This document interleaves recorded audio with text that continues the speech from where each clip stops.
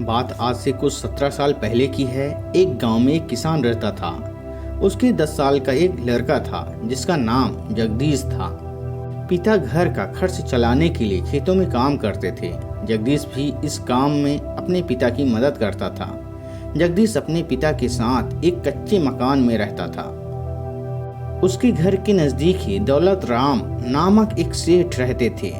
सेठ के भी जग्गू की उम्र का ही एक लड़का था जिसका नाम रघु था।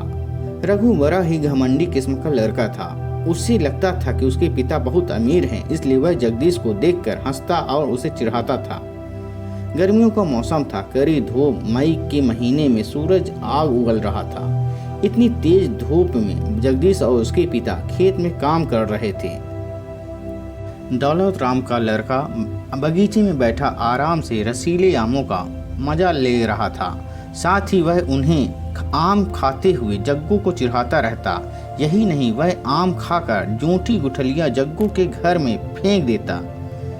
इससे जग्गू को गुस्सा आता और वह भी उन गुठलियों को उठाकर वापस रघु के घर में फेंक देता। ऐसा कई दिनों तक चलता रहा और दोनों के बीच कई बार झगड़े हुए, लेकिन यह सिलसिला तो चलता रहा।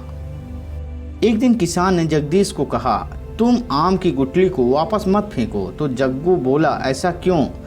गरीब किसान को एक आइडिया आया कि वो इन गुठलियों को अपने खेत में उगाएंगे।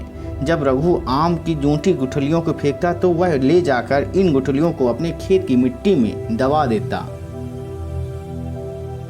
रघु जब भी आम की गुठलियों को जग्गू के घर पर फेंकता था, लेकिन अब जग्गू उन्हें वापस फेंकने की बजाय उनको खेत में दबा देता। उससे कई गुठलियों को अपने खेत में गाड़ दिया।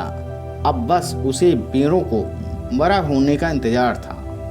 मौसम बदल गया और बारिश का मौसम आया। ऐसे ही कई मौसम बदलते गए और 17 साल बाद यानी आज जग्गू आम का बहुत बड़ा व्यापारी बन गया है। 17 साल पहले उसके उगाई गई आम के पेड़ अब बहुत बड़े हो गए हैं। उन पर मीठे मीठे आम आने लगे हैं। जग्गू उन्हें बाहर बाजार में बेचकर अपने व्यापार को बड़ा कर रहा था। जग्गू के बचपन की मेहनत सफल हो गई। वहीं दूसरी तरफ सेठ और उसका घमंडी लड़का रघु ईर्ष्या की आग में जल रहे हैं। वे जो कुछ सालों पहले तक जग्गू के ऊपर हंसते थे, वे आज उनके नीचे काम करते हैं। इस कहानी से हमें यह शिक्षा मिलती है कि कभी भी किसी की खराब परिस्थिति का मजाक नहीं बनाना चाहिए, क्योंकि कब किसका समय बदल जाए कुछ कहा नहीं जा सकता। आज जो कुछ आपके पास है वह कल दूसरे के पास चला जाए।